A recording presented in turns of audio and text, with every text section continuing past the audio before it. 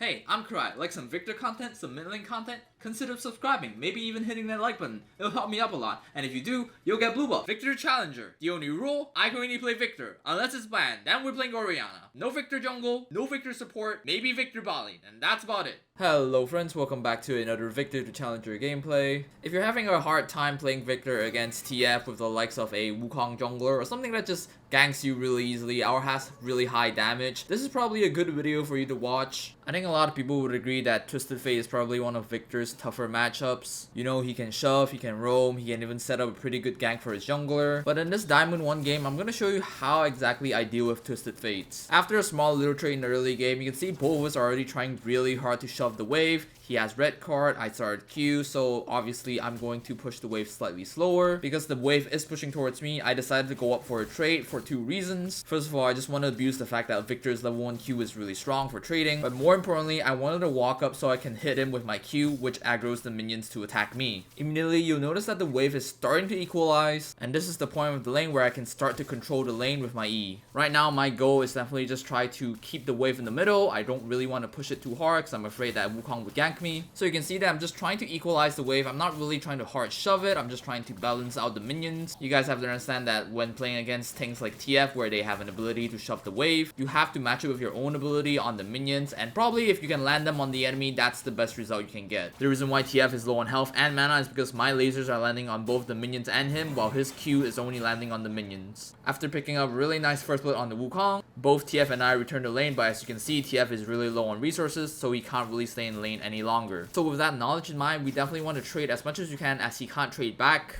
TF is definitely out of resources right now. He's probably going to look for a base, but you'll notice that I'm not shoving immediately and trying to base here. For one, I can't really shove even if I wanted to because of how much mana I have and it's cannon wave. For two, I don't really have enough gold for a lost chapter, and because I don't have TP, I really don't want to base here without a lost chapter buy. So the best thing right here I can do is definitely just try to shove this slowly. I think I don't need it to use my E there. I could have just autoed saved some mana here because again, I'm running really low on mana. I don't really have any biscuits. My mana flow band is not stacked up yet. Even though I think Doran's Ring will give me some mana back, I don't think it's enough for me to last until I have lost chapter. So in this part of the laning phase, I'm trying to be as reserved as I can. I'm still trying to E him, but realistically, I should just save mana just in case I really need it. If they, let's say, dive me, I need it for my W, for my whole combo. Nothing much really happens here aside from the fact that I'm still trying to E him when realistically I should just preserve mana. Especially since I don't have mana flow band stacked up. You can see that the moment TF hits 6 and he goes out of fog, I try to ping missing on my map. But I noticed that he's running low on mana soon as well. Even though he's trying to blue card, he's not really having too much mana to go for a port here. I know that TF probably needs about 250, maybe even 300 mana to pull off a successful ult. So my plan right now, believe it or not, is really just to tough it out here. You can see TF is trying to walk up to me to go kart me, but realistically, he's never really gonna kill me. The fact that I'm so close to my turret. Diana here comes in with a really clutch save to help me push the minion wave. So while I'm basing, let me ask you guys this, like, do you guys enjoy these kind of speed water reviews? Because I feel like when I'm hitting like higher masters, they're probably going to be a lot more to talk about during laning phase, and I really don't want to stall the video out too long, so I'm trying to just try to speed up things as much as I can. Let me know in the comments if you guys actually enjoy this style. I'll probably do more of it if you do. But back to the game, you can see that my Diana gets invaded by the Wukong and the Rakan. I initially wanted to join, but I figured it's probably just much better for me to stay in lane anyways. Plus the Rakan was there. Rakan also tries to do a drive-by at mid, but not much is happening because I know both TF and Rakan really don't have the damage to kill me at all, so I didn't really need to cleanse there. So after that, we just put a little ward on our bot side so we can have a little safe space to play around that side. I don't know where Wukong is, so I'm not really trying to go off the lane here. You can see I'm just hovering over where my ward is. This is the safe zone of my lane.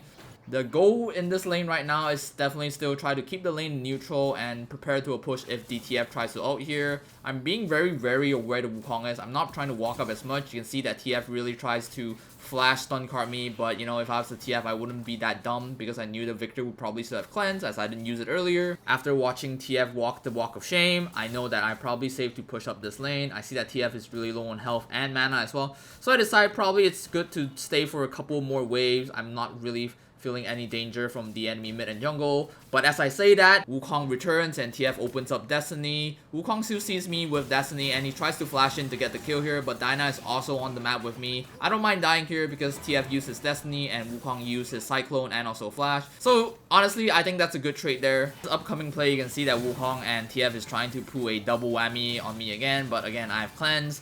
They really don't have damage at this point, and Wukong, the more that he's doing this, the more he's setting himself behind. After that little monkey play from Wukong and TF, I could probably just a base and get my Luden's Echo and also my boots. But because I noticed that my bot lane is fighting, and I probably think that TF might Destiny there, and because I saw that he did, I decided it's probably good for me to stay in lane just to take 2 platings here.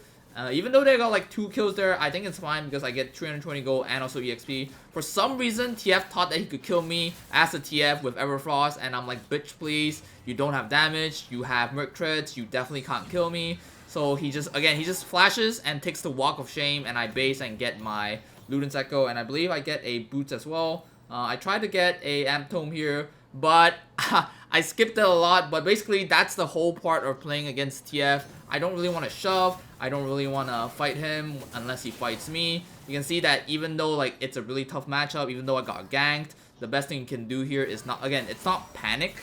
Try to remain calm and then farm, especially if you're playing Viktor, right? So if I have to summarize the laning phase with TF, the most important part is definitely not to let him get a free push. The second most important part is definitely you have to respect the fact that even though TF on its own has no damage, he has a on-click gold card which will stun you. So even though you can play really aggressive, you know, you can beat him in trade, you just have to respect the fact that if he gold cards and walk up towards you and you have no flash or stun, there's a high potential that you might die. So let's just say that TF is able to shove, you mess up early, you allow them to shove, the waves line in your favor, something happened, right?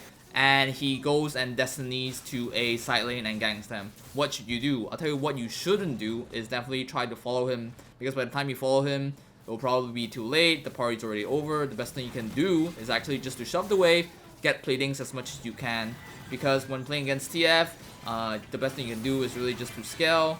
I hope you guys are able to learn something here. This is a speed walk. Let me know in the comments if you guys are enjoying this type of content, and I'll definitely see you guys in the next video. Bye!